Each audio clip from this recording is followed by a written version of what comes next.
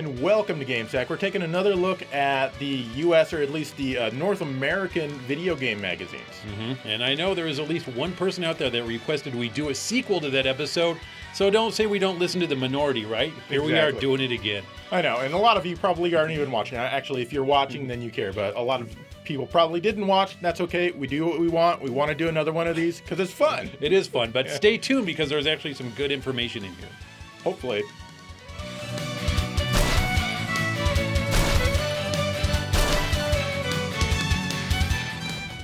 Last time we did an episode like this, a lot of you were disappointed that we didn't take a look at GamePro. So let's take a look at some GamePros.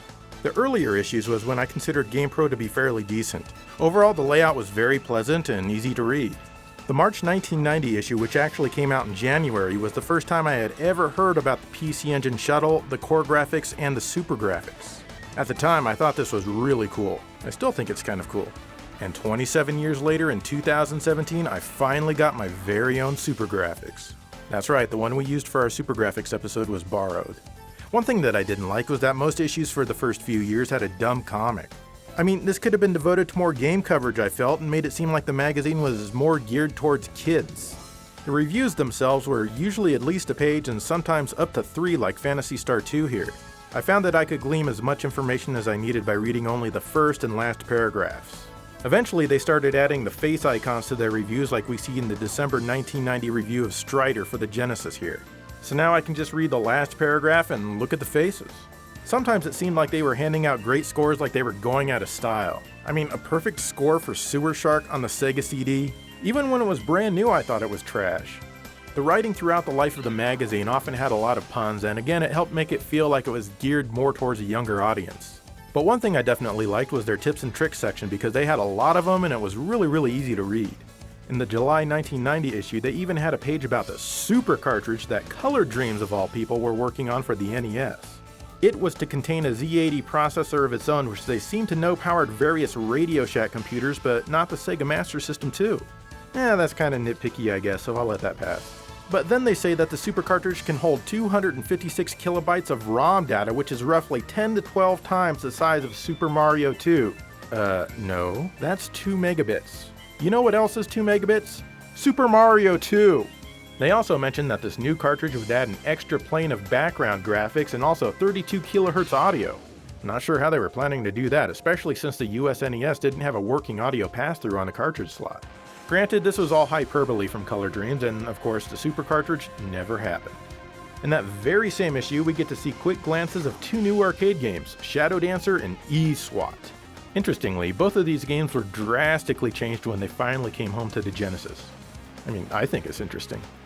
As GamePro evolved, it ended up having information months after other magazines like EGM and Game Fan, so there was rarely ever a reason for me to buy it.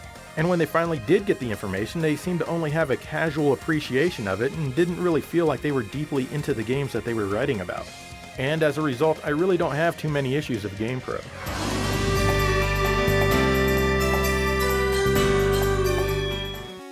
This is Game Player's Strategy Guide to Game Boy Games Volume 1, Issue 2. Don't let the moniker of Strategy Guide fool you because it's a magazine. Even the editor calls it a magazine and promises that you can subscribe to this rag for a new issue every other month. I love this magazine because it kinda reminds me of Nintendo Power. Being a huge fan of the new handheld at the time, I was all over this mag. And being exclusive to the Game Boy meant I didn't have to flip past all those pages of Sega stuff. This was all about the Game Boy from cover to cover. Okay, well maybe not all about the Game Boy because there's actually an ad for the Atari Lynx in here. It bashes the Game Boy and boasts that it has high-definition super graphics and 16-bit power. And it says I should try the Lynx just once and I will leave my little boy games, meaning the Game Boy, behind. Well, I did try it once and needless to say, I stuck with the Game Boy. There's an interview with Mayim Bialik, or however you pronounce it, who was TV's Blossom. You young kids won't remember her by that name, but you might know her as Amy Farrah Fowler from The Big Bang Theory. According to this interview, she loves the Game Boy because it's portable. She likes Super Mario Land and Tetris. I wonder if she still has that OG Game Boy or if she's moved on to the new 3DS by now. As you thumb your way through this magazine, you're going to notice that all of the screen grabs from the games are of varying quality. Take a look at this spot for DuckTales. The top left grab is dark and kinda blurry. The bottom left two are completely washed out, and the one on the right is definitely the best quality and it's not even that good. It must have been really hell trying to get good screen caps of the Game Boy. The magazine is loaded with pics, and if you don't let the quality of them bother you, then it's an enjoyable experience. There's even a complete map of each level in Super Mario Land that even spoils the ending, so look away if you haven't beaten it yet. The magazine is loaded with reviews, which I like, but they never grade or score a game. They just tell you about it and leave it up to you to decide if it's worth your time or not. Yep, kinda like GameSat. There's even a preview section in the back for upcoming games, like Bubble Ghost here. It's a nice little preview, but it's showing a screenshot from the Amiga or Commodore 64 version and they made it black and white. Those fools. As I said before, this was and actually still is a very enjoyable read. Every time I pick it up, I learn something new. Crazy!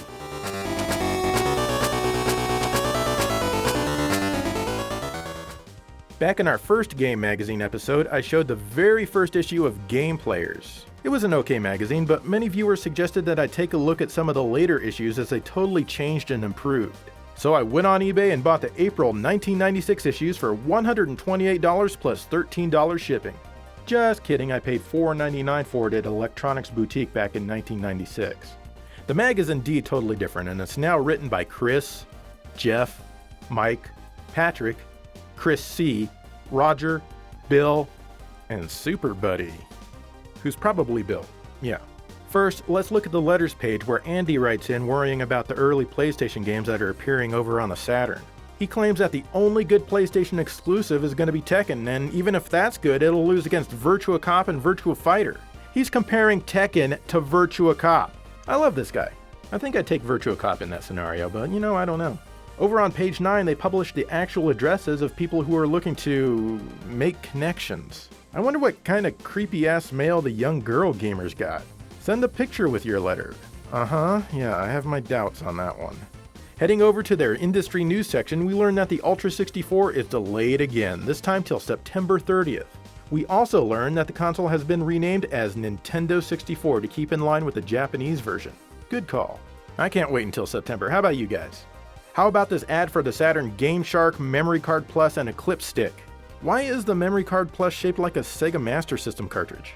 Even with 8 megs of game-saving power, I do not recommend it. It's a crappy product. On page 21, they advertise their website, and hey look, it's Netscape Navigator! That brings back memories. What's funny is that video game magazines were promoting their own Doom without even knowing it. Overall, the layout was definitely very 90s in style and sometimes hard to read, but most of the times it wasn't too bad, like this Guardian Heroes preview here. Like most magazines of the time, the images were grabbed digitally from videotape instead of photographed from a CRT screen, so they looked blurry and oversaturated as a result. When it came to actually reviewing the games, the magazine definitely stepped things up from their previous days as seen with Resident Evil here. The review is written by a single person, but sometimes they bring in another person to give their brief thoughts. The game is given an overall score and is graded in several different categories, each with their own score. And at the same time, they'll say both good and bad things about the game regarding all of those categories. Kinda cool. Sometimes they'll even have a strategy section towards the back of the magazine that's several pages long. Overall, I'd say that yes, the magazine definitely improved. They had a much better pulse on current industry happenings and also understood games better. Good job, game players.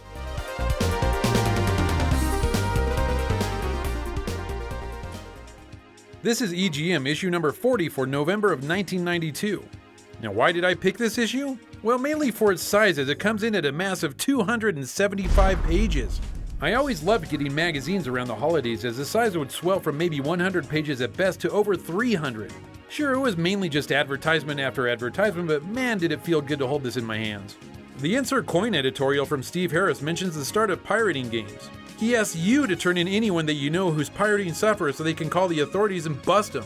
Little did he know how big of an issue this would really become. Super Star Wars on the Super Nintendo scored all 9s by the review crew. So naturally I got it, but after I played it, I never really felt that it was a very good game. I might have to try it again though to see if my opinion's changed. If you're a Sega fan, then this issue probably made you wet your pants with excitement. A copy of Sega Force was planted right in the middle of this issue, boasting a complete guide to over 420 games for the Genesis and the Game Gear. Not only games, but it was touting the soon-to-be-released Sega CD. Flipping through this guide, how can you not get excited for games like Dolphin, which as we know would eventually be retitled as Echo the Dolphin. I always liked the fact file part of the magazine that would show off pictures of upcoming games. The fact file would give you all the specs that you needed in a nice little rectangular box. Stuff like manufacturer, cart size, percentage complete, and when it should be available. Sadly, more than a few games that were in this section every month never saw a release, like Ninja Gaiden here for the Genesis. This was gonna be more like the arcade game than the NES version, but for some reason Sega decided to axe it. Probably for something stupid like Green Dog. Look, here's an ad from Taito with Little Samson and Power Blade 2. Man, if I only knew then what I know now, I would have tried hard to get these games back then. And of course at the end of the mag is the always controversial Game Over page showing you the ending of a random game. This month was the ending of Turtles in Time for the SNES. Luckily I've beaten it, so no spoilers for me, but back then this could really piss someone off if they hadn't seen the ending yet. All in all, this is a very satisfying issue of EGM and one that I'll never let go.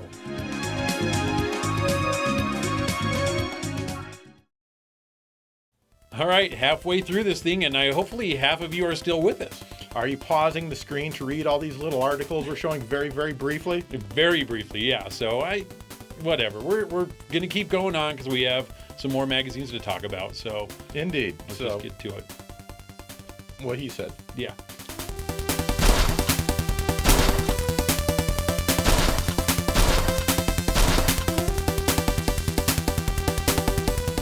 Okay, let's check out Electronic Gaming Monthly number 16 from November of 1990. Super Mario Bros. 4 is on the cover. You know, I'm willing to bet that this issue sold a few extra copies as a result. Turning to page 12, which is where the letters section begins, we see that the first one is about the SFX coverage between different magazines. Remember when the Super Nintendo was called the SFX? EGM also says that they went to Tokyo to get their pictures. And really, that's what I liked about EGM compared to other magazines. Their information was by far the most current. We also get to see that Sonic the Hedgehog for the Genesis is coming along quite nicely. Over in the review section, they seem to give some really high scores this month for the most part. Well, except for Dragon Warrior 2. Hell, even Ultimate Basketball is a better game than that, apparently. Flip the page and we see that 2 reviewers give their very first perfect 10 scores ever for Super Monaco GP on the Genesis, which I do not agree with. Don't get me wrong, it's a good game, but a 10? No, I'd give it an 8. Thunder Force 3 scored well, but Sushi X gave it a 7. Sushi X isn't real, he doesn't count. The 3 TurboGrafx 16 games that got reviewed didn't do very well. Personally, I feel that both Bravo Man and Tiger Road deserve slightly higher scores, while Battle Royale deserves an even lower score than it got. F that game. In the next Wave section, we get to see upcoming games like Double Dragon 3 on the NES. But more importantly, we get to see Castle of Illusion, still known simply as Mickey Mouse at this point. These screenshots are kind of poor, but it still definitely piqued my interest. On the next page, we see that the original John Madden Football and Technocop are coming soon. I was really looking forward to John Madden Football, and I ended up really liking it. Flip the page and we get to see a report on the exciting Amstrad GX 4000 console. Lucky Europeans got to look forward to a new console slightly more powerful than the Master System, and from what I hear, it's not very reliable. After this, we get a spread about Super Mario World with pictures and lots of talk about the game. This was definitely exciting to read, but honestly, I didn't think that the graphics were as good as most Genesis games of the time. At one point in the article, they're talking about how the Super Famicom can put 4 graphic layers on the screen simultaneously. They say that in these pictures, the back wall of the castle is one layer and the fence is another layer. All true so far. Then they say that the 3rd and 4th layers are the groups of turtles climbing on each side of the fence. Those are sprites, not background layers. Plus, even the Genesis can do this with no problem whatsoever. Then we get another spread showing us a first look at several new Super Famicom games coming for the yet unreleased system. Like Godleen from Sega. Remember Godleen? As far as I currently know, it was only ever released in Japan. Of course, R-Type 2 and hell, even Super Darius looked really cool, and both would be renamed soon. But then we see super hot titles like Dynamite Bamboozle, Ultraman, and Draken. And honestly, none of these particularly stood out as being even interesting at all. Towards the back of the magazine, of course, we get some information about the then new TurboGrafx 16 CD-ROM add-on. And here it was explained that every cartridge released on a home console in the past 12 years could easily fit on a single CD. Then they mentioned how Valis 2 has great action with cartoon-length cinema intermissions. Oh boy! I don't know what cartoon length means, but I'm guessing only a few frames here and there because that's exactly what it was. I hope they weren't trying to imply the length of an afternoon cartoon, because it definitely wasn't that. Overall, this was a pretty good issue of VGM, and I loved reading about and being involved in the beginnings of this 16-bit era.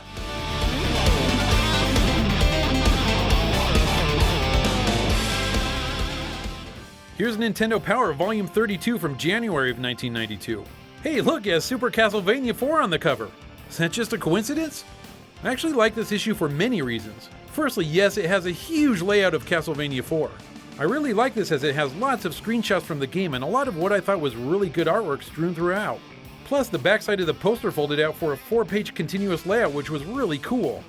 Right after that was a small layout for the upcoming Zelda game called A Link to the Past. Remember that game? The spread wasn't hugely impressive, but it did enough to get me very excited for the release of the game. This issue also had 3 comics which were fun to read at the time. The first one is basically the intro for A Link to the Past. It was pretty good with a nice cliffhanger at the end. Gotta buy the game to see how it turns out though. The second one is Super Mario Adventures. This is a highly entertaining comic with lots of rhyming and humor about Mario and Luigi fixing the pipes in Princess Peach's castle. Then all of a sudden green pipes pop up everywhere. Bowser's minions invade the castle and so does Bowser himself. This leads to another cliffhanger ending. Oh my god, what's gonna happen?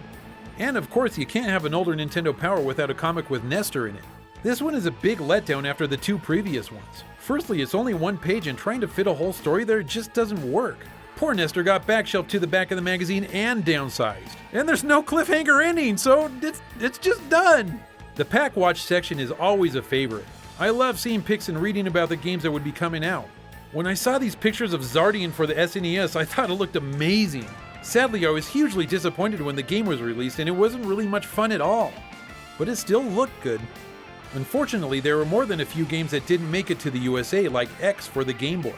We talked about it in our episode called Games That Push Hardware Limits 3. In this issue, they called it Lunar Chase, and who knows, maybe that would have been its name if it would have been released here. We'll never know. Just like the other issues I talked about, this one was really fun to read through the first time. Reading it today for this episode brought back some great memories. Next Generation was a magazine that I could really never form a good solid opinion on. This is the November 1995 issue.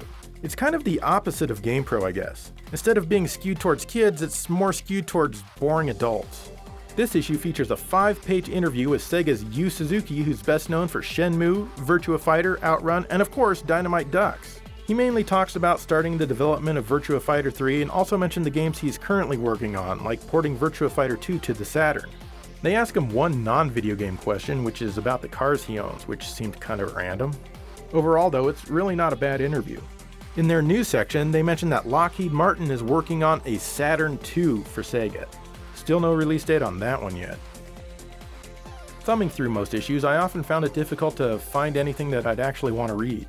They talk a whole hell of a lot about the industry itself and spend less time with the actual games. When you finally do get to the reviews towards the back of the mag, you'll find that they're rather uninformative. I can't recall if they got better than this or not. All in all, I've got to admit that I've really never been that excited about reading a Next Generation.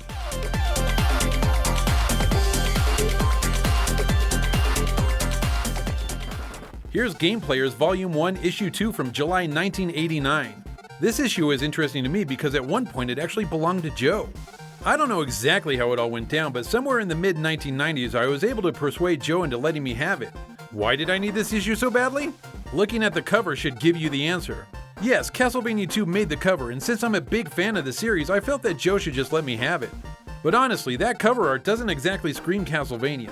If Castlevania 2 were developed by a Western company, then yeah, maybe this art style would fit. The first ad right behind the front cover shows off 2 5.25 floppies for your IBM and Apple II. The US National Video Game Team says that fighting golf stands out as one of the best sports games ever made. You know, I've never heard of the US National Video Game Team, so they must really have sucked at games. Joe says he's heard of them, but then again, Joe sucks, so I'm not surprised. I like the interview in this issue with Jeremy Miller, who played Ben Seaver on the TV show Growing Pains. He talks about how in real life he enjoys collecting rocks and girls. He probably doesn't actually collect girls, but I'll bet he does enjoy them. He talks about a time when he was in a contest and came in second place, right behind Will Wheaton, who got first place. Damn you, Will Wheaton! After some previews on games on console and PC, you get to the strategy guide for Castlevania 2. This guide was very helpful since the game at that time was almost impossible to navigate without help. This is where I learned to summon the tornado at the dead end to get to Bodley Mansion. It's Bodley, idiot! After that is loads of reviews for both PC and home consoles. I always skip the PC review since I never had a gaming PC. Again, they didn't score their reviews back then. Instead, they tell you about the plot if there was one and tell you the goods and bads about the game. I always thought that Game Players was just an alright magazine. The layout was pretty bland and at times it felt like it just had walls of text. I actually really appreciate that style more now, but back when I was a teen, all I wanted was game pics and lots of them. Still, the more magazines you had to read, the better the coverage you would find. Nintendo had Nintendo Power and Sega had Sega Visions. This is the February/March 1993 issue, as they only came out bi-monthly, at best. Despite having a price tag, you could get these for free from Sega, at least I always did. Anyway, let's see what this issue has to offer. Right away, it looks and feels like a GamePro. That's because it was actually published by the same people who published GamePro. In the letters section, MC from Phoenix asks if there are codes to help him skip levels in Fantasia or Kid Chameleon. Sega says, nope, get a Game Genie instead. It's kind of interesting to see Sega be so open about the Game Genie, whereas Nintendo had an aneurysm about it. Weirdos. Game coverage usually consisted of multiple pages per game. The screenshot quality was a little blurry, but otherwise not too bad. They were probably using composite video to a normal TV and took the pictures off of that, but at least it wasn't oversaturated like it was in a lot of other magazines. I was pretty excited about Batman Returns on the Sega CD with its cool scaling, the likes of which had never really been seen on a home console at that point. Of course, the information provided here was pretty old compared to the other magazines. There's even an article about the making of Willie Beamish on the Sega CD. What's kind of sad is that the article is actually more interesting than the game itself, and the article isn't tremendously interesting. But what is kind of interesting is the History of Sega article, which has lots of flyers and ads from many of their really old games, like Duck Hunt from 1968. Or wouldn't you like to have a Sega punching bag? Or wouldn't you want to play Sega Drive Mobile? That looks kind of rad. The article itself isn't tremendously in-depth and it glosses over a lot of stuff, but it's still a fun read. At the very back are the reviews. They usually only reviewed third-party games, rarely anything from themselves. The reviews weren't tremendously informative and usually gave average scores, never too great, never too poor. Honestly, this is as good as Sega Visions ever got. It was a bland magazine and there really wasn't much to set it apart. Sadly, there's nothing exciting here, but now you know.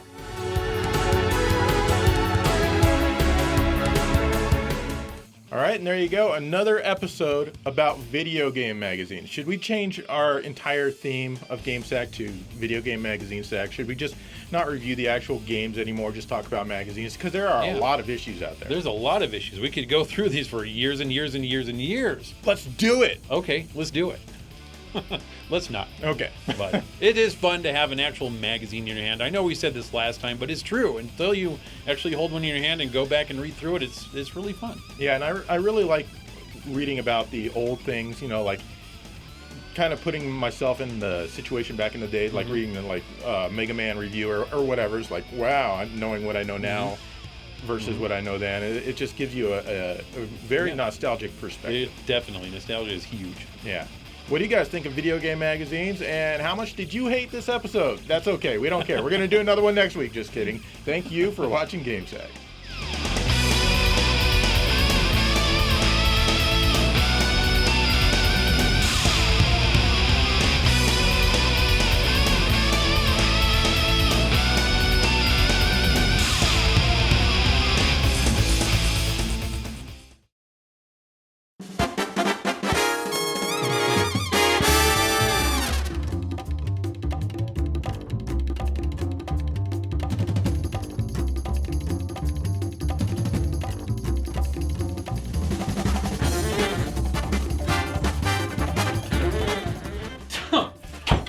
I can't believe it! I finally completed my Nintendo Power Collection, and it's an unopened, second-to-last edition. It even has the trading cards unopened! I gotta take a leak before we start this episode. Oh my god!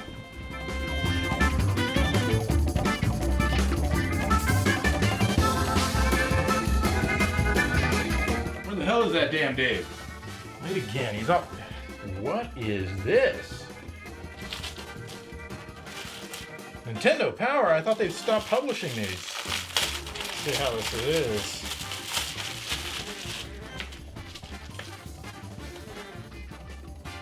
Sucks. Sucks. Joe! I should have left a seal. What? Joe! Joe, my Nintendo Power, this was unopened and you opened it?